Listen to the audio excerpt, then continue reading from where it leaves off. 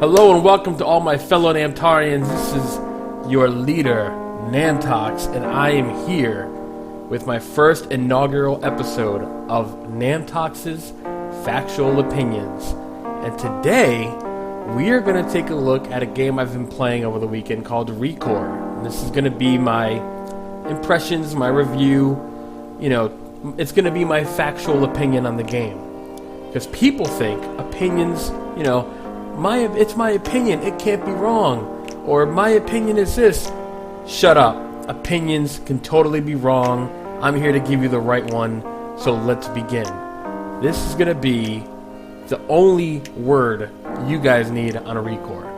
Okay, so for record's sake, I've put about 13 or 14 hours in. I have not fully finished it yet, and I have not tried the PC version. This is merely from playing on the Ep.1 standard hard drive. You've seen my video about the load times. Check it out if you haven't. And let's begin. Recore is really special. It feels as if you took a lot of modern conventions in games today, as in the open world, crafting, leveling, loot systems, holding down buttons to select stuff in your inventory a la Destiny, tossed it into a time machine and brought it back to 2004, a time before DLC, pre-order bonuses, oversaturated trailer releases, and season passes, a time when developers would give players 1+1 and trust a player to add it up to 2 on their own. It throws you in after a very brief cutscene and you're just playing the game. Simple concept, I know, but it's easy to forget how many games can't figure that out. It just lets you into its world, gives you control, and hardly ever tries to take it back from you in any way. The controls are tight, easy to understand, and what it lacks in animations it makes up for with how responsive it feels at all times. Double jump air dashing while grappling a wall just feels right, and it just works. If it didn't, it'd be extremely frustrating and make the game borderline unplayable. This is the type of control where you can't blame the game, just yourself for missing that platform. It's a far cry from the modern game like Uncharted or Tomb Raider, where things like platforming, danger, and real agency over your movement feel stripped down to almost quick time event levels. The game never plays itself for you, and because of that, it's incredibly satisfying every time you get through a tough combat encounter or a really tricky platforming section. As for the modern trappings, like the open worlds for example, it's not so much open as in a Skyrim or Witcher 3. Think more Zelda, Metroid, Darksiders. Big open hub areas with tantalizing glimpses of, oh, I can't wait to get the ability to get there, or, ooh, I know I'm going to be able to come back here with something to blow up that wall so I can get that heart canister. Things of that nature. The crafting and the leveling are also treated pretty well. It uses a simple color-coded system based on your core bots, and pretty simple and easy to use craft part system. You take 3 rusty parts, for example, and you can make 1 good part, or vice versa. Take that 1 good part, make it 3 rusty, nothing too complicated. This is also used to level up all of your core bots. What are core bots? Well, let me get there, but first, let's talk about leveling. So leveling your core bots is purely from combat. The combat system in this game is pretty simple. Z targeting style lock-on like Zelda or Metroid Prime on the GameCube or the Wii. You have a basic shot, a charge shot, and while you're locked on, you can still do your dashes, your double jumps, all of that stuff. Enemy health bars are broken up into sectors, and right below the enemy life bar you can see a white marker. Get their life bar below that white marker, and then you could extract the enemy core. This is where the combat ties back into the crafting system. Extracting a core will give you said core, which you can then use to level up the core bot's attack, defense, or shield. So attacks are red, defense is yellow, shield blue. Pretty simple color coding.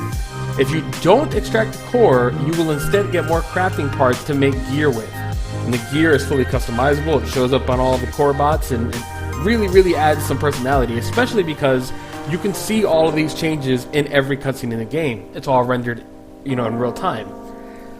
The combat starts simple but ramps up. You get new techniques, a combo multiplier system which rewards you with more damage and higher loot chance the higher a combo goes. The simple controls, which at first seem too basic, then make sense as you start to layer it when you fight multiple enemies, and you realize you need that simple base because you have a lot to worry about in combat. You need to be double jumping, air dashing. You have to dodge projectiles in an almost bullet hell-like fashion. You want to jump into combat, break a shield with a charge shot, call your core bot to then juggle, then extract before the enemy hits the ground, and it's all extremely fun. And the combat loop is not unlike another combat loop from another Microsoft game, Halo, with its grenades, gunfire, and melee. In this game, I like to charge attack, call Mac, then extract. That's how it goes. Trust me, try it for yourself. It's extremely satisfying. The core bots themselves are very customizable, like I said. If you look at my videos, you can see how different they all look.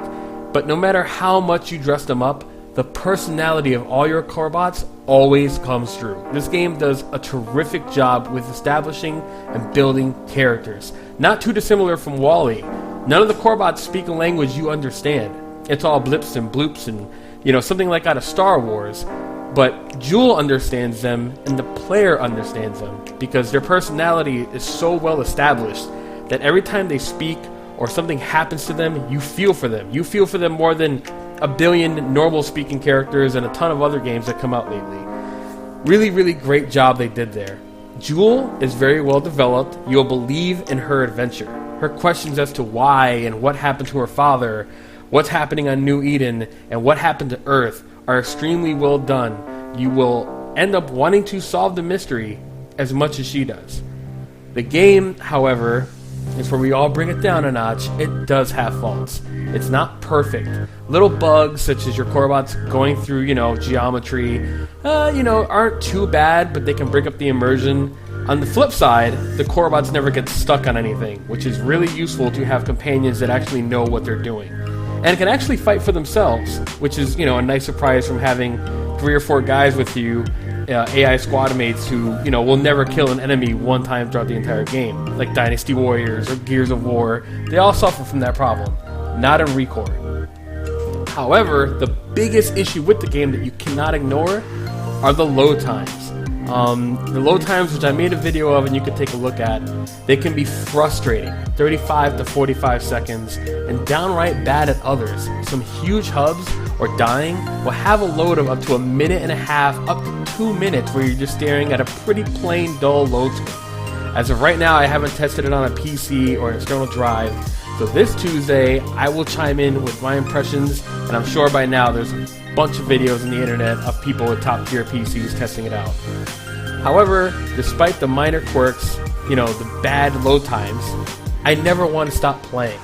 As I wrote this down and I edited this video and I said these words, I'm thinking about the next dungeon I have to do, area to explore, and crafting parts to obtain. It feels as if Samus crash landed in a strange place and was forced to survive without her power suit. Overall, I'm not going to give this game a score. Factual Opinions is not about a score. Metacritic, I believe, is bad for the industry, and too many people rely on an arbitrary number to tell you what to feel about a game. 0 to 79 is an instant fail, pre-order canceled. 80 to 90 is merely okay. 90 to 95 is like, oh my god, pre-order confirmed. And 95 to 100 is game of the forever. This game is fun. It's just fun as hell. It's the kind of feeling I haven't felt since playing Jak and Daxter or Ratchet & Clank on the PS2, a Toe Gear Gun Valkyrie on the Xbox, or Metroid Prime on the GameCube. It's just fun to play. You can't put a score on fun, unless you work for GamePro, that is. Pick it up, even at full price, which is $40. It's completely worth it. And for once, Internet, just enjoy a video game as video game for once. That's my factual opinion. I hope you liked it. Comment down below. I want to hear what you guys think of the game. Thanks for subbing. Trying to get to 1,000. I couldn't do it without you guys. And I will see you all next time. This has been Namtox with a factual opinion on Recore. Goodbye.